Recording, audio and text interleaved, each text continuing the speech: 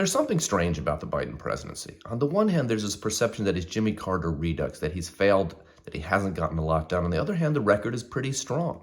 The COVID recovery bill. Remember early in Biden's presidency when no one believed he could get 100 million vaccines out in 100 days? And despite partisan opposition to the vaccine because they're part of a death cult, he far exceeded those goals.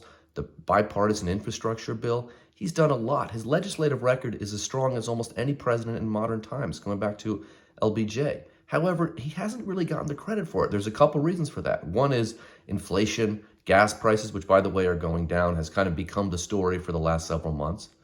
But the other is that Biden is not great at taking credit for things. One example of this is the infrastructure bill. Now, in fairness, most of the projects that the infrastructure bill will fund haven't started yet, but nonetheless, a major infrastructure bill. After both parties talking for decades about doing something about it, Biden's the first president that was able to do that.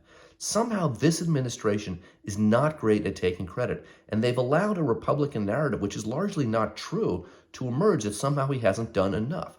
This has been a very successful first term, despite some very strong obstacles. And Joe Biden, whether you think he's not progressive enough or anything like that, deserves some credit for that.